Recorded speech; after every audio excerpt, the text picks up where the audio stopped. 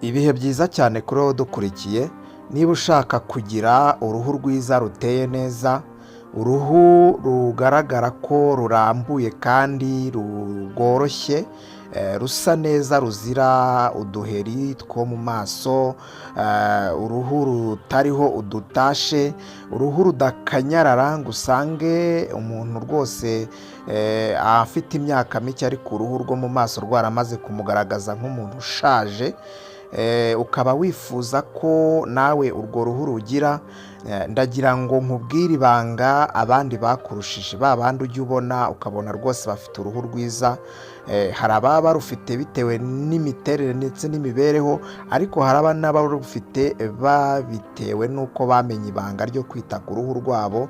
Ndagira ngo nawe nkubwire iri banga muri iki kiganiro. Iryo banga rero nta rindi ni ugufata vaseline urayizi y'igikotori, ukayivanga n'igi ribisi ugashyiramo indimu, iyo mvange ukayikora. Ndakubwira rero uburyo wayikora, hanyuma nkubwire n'impamvu ugomba kuyikoresha ndetse n'icyo bigomba kugirira umumaro cyangwa se bigomba kugirira uruhu rwawe, hanyuma nkubwire n'uko ugomba kubikoresha neza kandi ntibibe byakugiraho ingaruka. Ngiye tugiye kubana na Nathaniel Fiabora, nguhaye ikaze muri iki kiganiro, tugitangirane kugeza tugishoje. Uraza kuba nawe usobanukiwe uburyo wakwita ku ruhu rwawe rugasa neza nk'uko ujya ubona abandi bameze ukabyifuza, nawe ushobora kuhita ubona igisubizo. Rero kora like, ukore share ndetse utwandikire na komenti igitekerezo cyawe, utubwire wowe uko usanzwe ubizi. Hanyuma kuri wowe ubanye natwe ari ubwa mbere kuri iyi cano ni nziza, kandi abayimenye ntago bicuza kuyimenya, kuko tukugezaho ibiganiro by'ubuzima, ibiganiro bikugezaho imiti y'umwimerere ushobora gukoresha wita ku magara yawe. Ikindi tukugira inama nyinshi zose z'uburyo wakwiyitaho ubungabunga ubuzima bwawe, tukakugezaho n'ibiganiro by'umuco ndetse n'ubundi buryo bwose bushoboka bwo kwiyitaho. Ibyo byose n'ahandi wabisanga kandi byizewe ni kuri iyi cano Nathaniel Fiabora. Ngaho kora nawe subscribe kugira ngo igihe cyose dushyizeho ikiganiro ujye nawe ubona ko twamaze kugishyiraho. Ubundi mu busanzwe vaseline murayizi, hari igihe ushobora kuyibona ari iy'amazi, hari n'igihe uyibona ari iy'igikotori, ariko twe turavuga cyane ku y'igikotori. Hari abantu benshi ukunda kubona ukabona mu busanzwe uruhu rwabo ruhora rutoshye, ukabona uruhu rwabo cyane cyane, ubwo ndavuga uruhu rwo mu maso, ukabona rurarambuye nta minkanyari rufite, ukabona ruratoshye kandi rufite natirere, ntabwo rutukura, nyine ukabona umuntu ahora ayaga kandi ameze neza. Hari ibanga rero nyine ni iryo ngiryo. Ubundi vaseline ikozwe cyangwa se irimo ibintu bitunga uruhu, ifite intungamubiri z'uruhu. Vaseline ishinzwe ku ruhu rw'umuntu, buriya kiriya gikotori gishinzwe kugarura ubushyuhe mu ruhu, kuriya uruhu rushobora gukonja mo imbere mu ruhu hagakonja, bigatuma uruhu rutangira kugenda rugira iminkanyari. Iyi rero vaseline yo yongera ubushyuhe mu ruhu, hanyuma uruhu rugahora rutoshye rumeze neza, ntirubashe gukanyarara ngo usange rwakanyaraye rwiyegeranya kubera ubukonje. Vaseline rero yo ishinzwe gutuma uruhu rugira ubushyuhe. Ubwo urumva ko vaseline ni amavuta meza yo kwisiga. Ikindi kandi buriya ituma uruhu rudacika cyangwa se ngo rumenagurike, kuri usanga uruhu rwasataguritse. Abantu bakunda kugira ibibazo byo kugira uruhu ugasanga rurasatagurika, cyane cyane mu maso ugasanga umuntu yarasataguritse. Wisiga vaseline ntabwo bishoboka kuba wagira icyo kibazo. Ikindi kandi ifasha uruhu kumererwa neza, nshatse kuvuga ni ukuba nyine uruhu rworoshye rutumagaye. Ikindi kandi ituma nyine uruhu rudakomeza kugenda rucikagurika cyangwa se ngo ruzeho utundi duheri twa hato na hato. Ibyo byose ni amavuta ya vaseline. Hanyuma rero igira ibisi ryo icyo rimarira uruhu ni uko uriya muhondo waryo rwose w'igi ufasha mu gutuma kuko ufite vitamine A iri ku kigero cyo hejuru cyane. Hanyuma ririya gi rero uriya muhondo iyo uwufashe ukawukoresha mu buryo busanzwe bwo kuwukoresha nyine ukishinzwe kumarira uruhu, ni uko ufasha gusana ndetse no kongerera imbaraga uturemangingo tw'uruhu. Noneho poroteyine ziboneka mu igi rero nazo zifasha kubaka uruhu bundi bushya. Abantu mufite uruhu rwamaze rwose kunanirwa amavuta yose, mwakoresheje imiti itandukanye mukaba mwarabuze igisubizo cy'uko uruhu rwanyu rwasa neza, ririya gi ririmo poroteyine zifasha kubaka uruhu bundi bushya.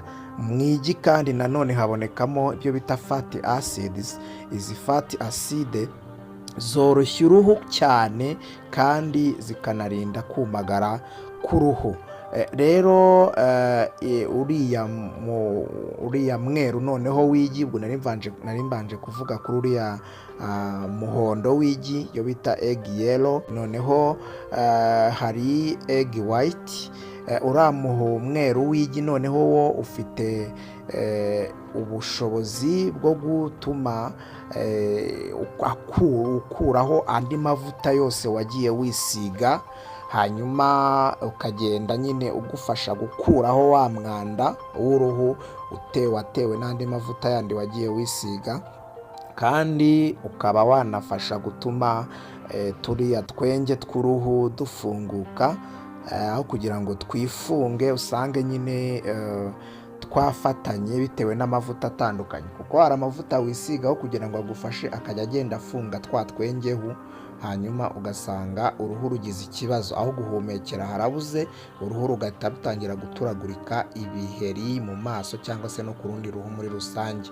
Ibyo byose ni ukuba wakoresheje amavuta mabi atuma twa twengeho tugenda twifunga, hanyuma ugasanga ugize ibibazo by'uruhu. Rero reka duhite tuvuga ukuntu ushobora gufata iriya mvange ukavanga vaseline n'igi. Hari icyo rero ibi bintu bihuje, wongeyemo indimu rero ikintu bizamara muri ruriya ruvange niyo kongeramo vitamine C. Vitamine C nazo ku ruhu ni nziza cyane. Hanyuma ikindi kandi izagufasha gutuma urwo ruvange ukoze rudahita rwangirika, kuko ushobora kubikora ufashe igi na vaseline ukabivanga ari byinshi. Wabivanze ari byinshi bishobora guhita bipfa vuba, ariko iyo ushyizemo iriya ndimu ukayikamuriramo bituma iriya mvange ukoze ushobora kuyikora ukayisiga iminsi itarangirika, kandi ikaba yagufasha cyane. Rero ari amavuta uba ukoze cyangwa se iyo mvange uba ukoze, iragenda ikagufasha gutuma uruhu rwawe rworoha, ikagufasha gutuma ubona poroteyine zubaka uruhu bundi bushya. Uruhu rwamaze kwangirika, uruhu rwamaze kugenda rutakaza ubushobozi, rukagenda bugaruka kubera izi poroteyine ziboneka muri uru ruvange rw'igi na vaseline wongeyemo indimu. Rero bigatuma uruhu rugenda rugarura imbaraga gake gake, kandi bikagenda bikuraho twa duheri, twa dutashi tugenda tuza mu maso, bikavugurura uruhu rugasa neza, kandi ibintu byo gusaza imburagihe bikagenda nka nyombere. Ni ukuvuga ngo rero iyi mvange ifasha uruhu kugaragara rutoshye kandi rworoshye kandi rukeye cyane, ari nabyo babandi ubona ukavuga uti uyu muntu rwose afite agapo keza ko mu maso. Hari igihe ari iryo banga nawe aba yarakurushije. Reka rero turebe uburyo ibi bintu ushobora kubitegura bikaba byagufasha kandi ukabitegura neza cyane. Uzafata igikotori nyine cya vaseline, ugabanyeho usigazemo 1/2 cy'igikotori nyine. Hanyuma nurangiza ufata igi rimwe ribisi.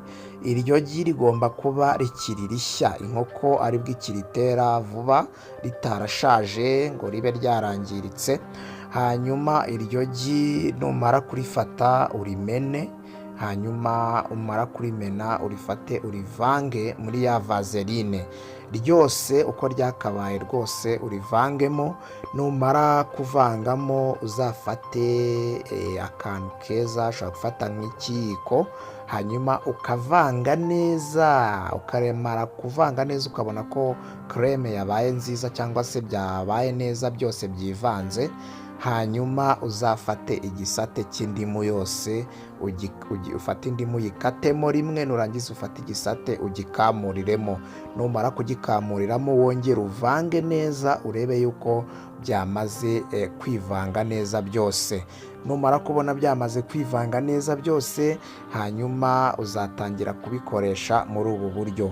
Uzajya usukura uruhu rwawe bisanzwe, woga mu maso bisanzwe ukoresheje uburyo usanzwe ukoresha.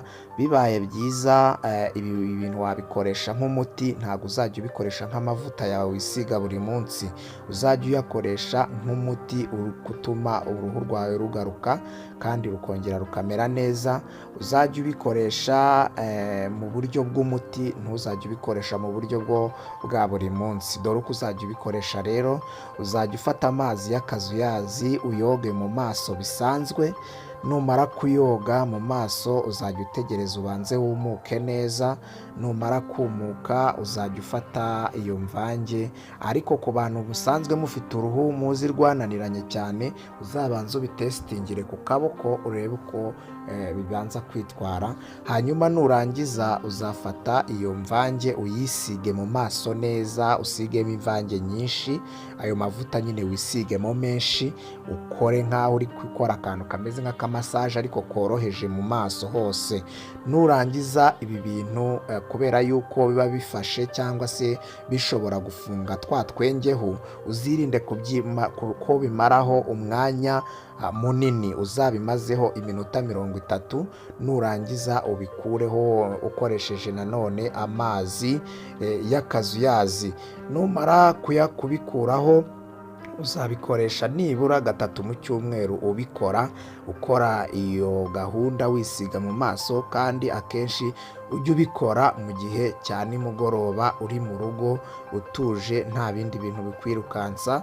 Nurangiza rero ibyo bintu kubiba ubimaranyeho iminota 30 bizaba bihagije, ubikureho.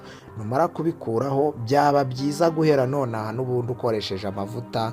Niba wisigaga amavuta asanzwe, hita ukoresha amavuta ya vaseline n'ubundi ariya y'amazi. Niba ukoresha amavuta y'amazi nta kibazo, ukomerezeho wisiga ari amavuta ya vaseline y'amazi nyuma yo koga iyo mvange, hanyuma wisige ari amavuta ya vaseline. Ni amavuta meza nayo nguhitiyemo azatuma uruhu rwawe rumererwa neza. Iyi mvange rero si ibyo gusa ikora, ikuvura n'ibindi bintu n'izindi ndwara z'uruhu. Ushobora kuba urwaye indwara y'ise, ikagufasha kuba uruhu rwawe rwamera neza, ikakuvura iyo ndwara bitewe n'uko harimo indimu, harimo ririya gi, harimo ndetse na kiriya gikotori kigarura uruhu rukoroha. Hanyuma kandi niba ufite n'ibibazo byo kuba ibitsitsino byawe bikomeye, ujye wisigaho iyo mvange, bizatuma umera neza cyane, ugende umera neza. Ni byiza rero gukoresha ino mvange mu gihe ushaka kugira uruhu rworoshye kandi rudakomeye, rudakanyarara, ushaka kugabanya utuntu tw'utubara ku ruhu rwawe, uduheri twa hato na hato tuzaho, kandi ukaba ushaka ko uruhu rwawe rwongera kugarura umwimerere rwahoranye mbere y'uko wisiga andi mavuta uri gushaka ko uruhu rwawe rumera neza. Uruhu rero ni rwo rutuma umuntu agaragara neza. Iyo urufashe nabi ruragenda rugatuma ugaragara nk'umuntu ushaje, kandi mu by'ukuri ukiri mutoya ukeneye kuba ufite uruhu rwiza rwo mu maso. wakoze cyane rero kuba wabanye nanjye, ukaba watangiranye nanjye ikiganiro, ndetse kandi ukaba umenye umuti w'ubwiza uko wakwiyitaho uruhu rwawe rukongera rukamera neza. Ngaho dusigire like, kora aho hari like, utwandikire igitekerezo cyawe muri komenti, utubwire uko wumvise iyi mvange. Ese we wari uyizi? Ese nyuma yo kuyimenya ugiye gukora iki? Ese uruhu rwawe rumeze gute? Twandikire muri komenti. Ngaho sharinga video ku zindi nshuti zawe, nazo zimenye icyiza cyo gukoresha iyi mvange ya vaseline, igi ndetse n'indimu mu buryo bwo gushaka kugira uruhu rwiza cyane. Ngaho kora subscribe nawe twabanye uri mushya kuri iyi channel, kugira ngo ujye ugenda ubona ibindi biganiro tukugezaho kuri Nathaniel Fiabora.